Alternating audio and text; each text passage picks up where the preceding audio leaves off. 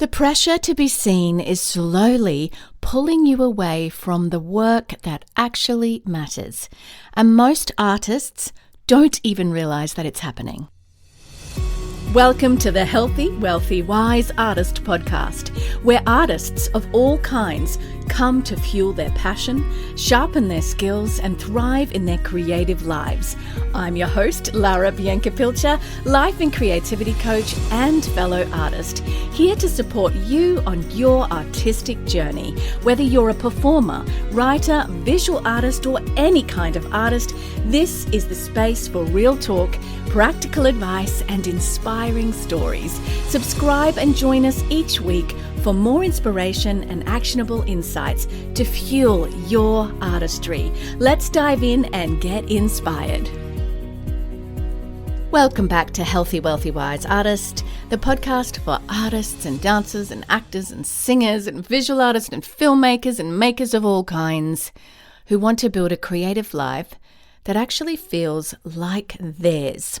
I'm Lara Bianca-Pilcher, an ICF PCC certified life and creativity coach.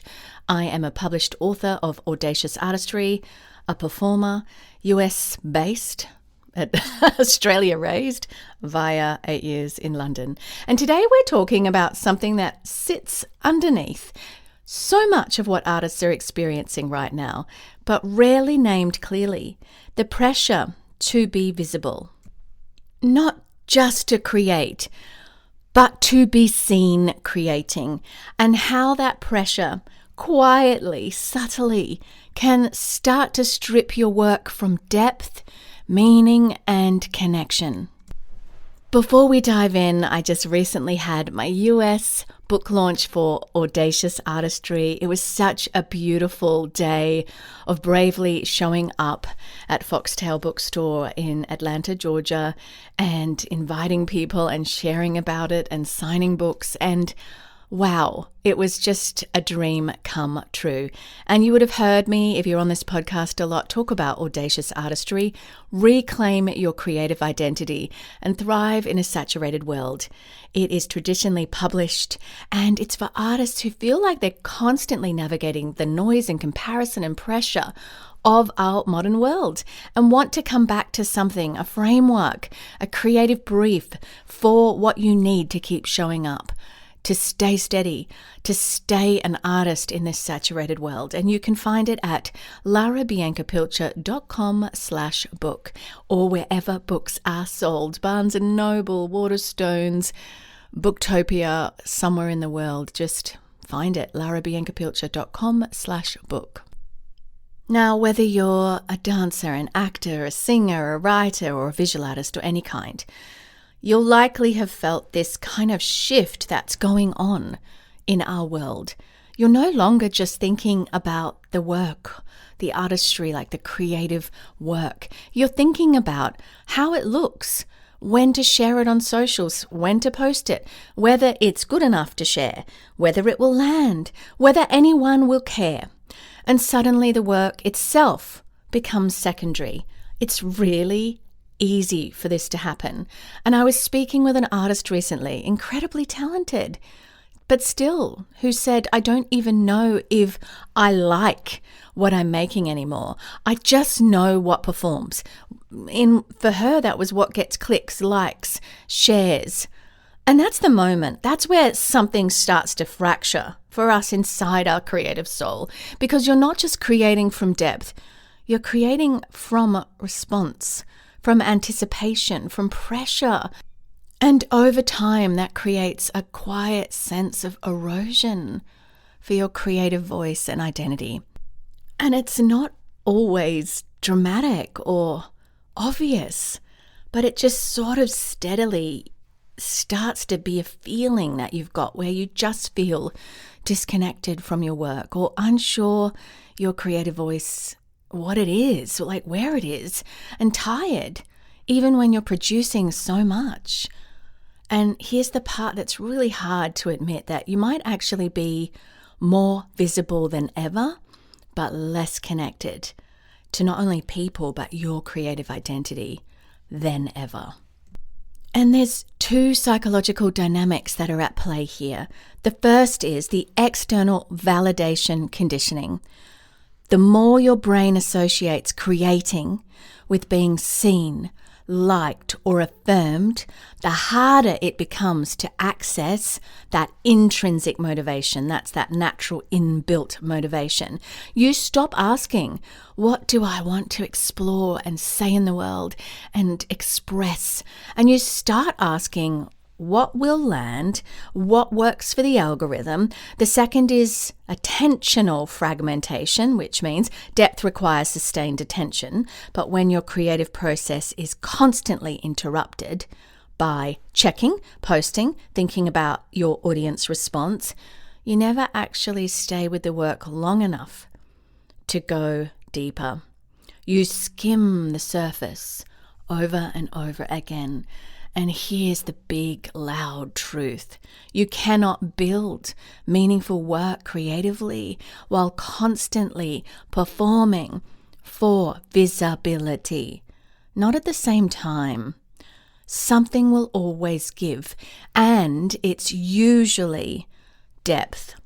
I'll be the first to tell you that in my life, what I have noticed and am safeguarding myself from is that being able to show up online, that's not a bad thing. And this isn't just about that, but it does affect artists everywhere.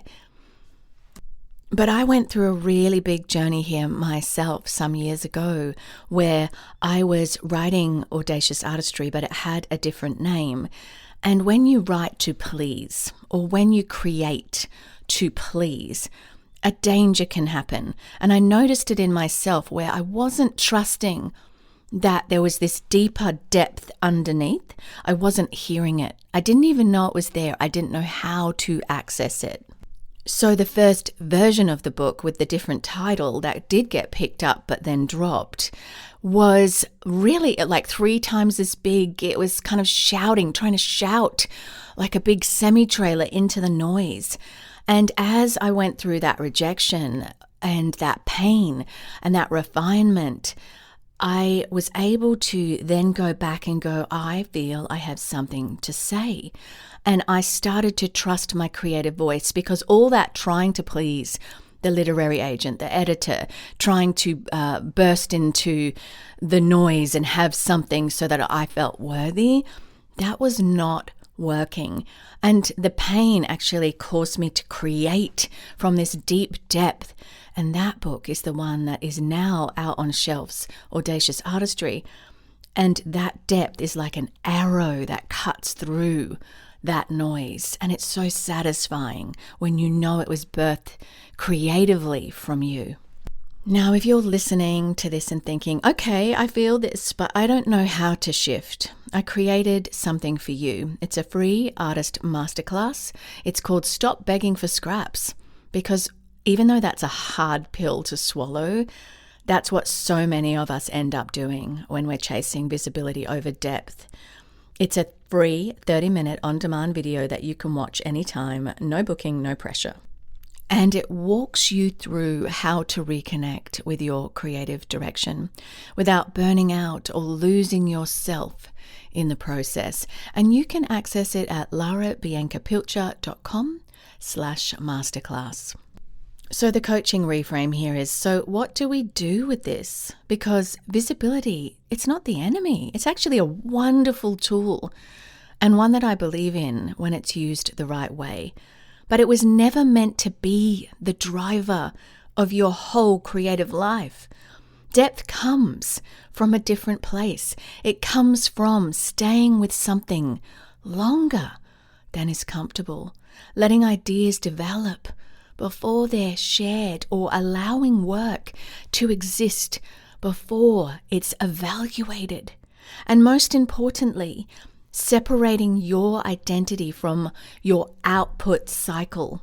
You are not only an artist when you are visible. You are an artist in the unseen work, in the drafts, in the rehearsals, in the pages that no one reads, in the movement and steps that you do and you think that would be wonderful, the words that no one's seen, the song lyrics. This is where your voice is actually formed, often in the pain, often in the quiet, often in the unseen, not in the response, but in the relationship you build with your work over time. Visibility can support your art, but it cannot define it. So your creative spark challenge that I give you each week, each episode, is something simple to sit with. What would you create if no one was going to see it yet? Not forever, just not yet. They weren't going to see it yet. And let that answer guide one piece of new creative work, or at least spark the idea of it. If this episode resonated with you, make sure that you share Healthy, Wealthy, Wise Artist with another creative soul so you don't miss what's next and they can join in the weekly coaching also. And we'll continue this conversation in different ways from week to week on Tuesdays at 5 a.m. Eastern Standard Time, USA. That's when episodes dropped. And it really means that you can come with me on the journey to build a creative life that lasts. If you're listening to this and you are in Australia and you live near Sydney or the Sunshine Coast, I'm going to be there doing 2 events, Creative Awakening this May 2026. If you're listening to this in the future, this is May 23rd, Sydney, and May 30th, Sunshine Coast. You can find out more by going to larabiancapilcher.com/live events. I'm also going to be in Europe at the start of May for Art of Faith Festival, sharing my book and performing and teaching a workshop on creative identity and finding it. And in Finland in late July to run an arts week with young people there. And if this kind of work is meaningful to you, head to creativerestorationinternational.com, where you might like to consider becoming a monthly or one-off supporter of the work that I do. As always, friends, I'm with you on the journey, and I'll see you next week. Bye for now. Thank you for tuning in to the Healthy, Wealthy, Wise Artist podcast. If you enjoyed today's episode, don't forget to subscribe so you'll never miss an inspiring conversation or actionable insight. You can read the show notes and learn more at larabiancapilcher.com. And be sure to share this episode with fellow artists who could use a little extra inspiration. Until next time, keep creating, stay audacious, and remember, your artistry matters.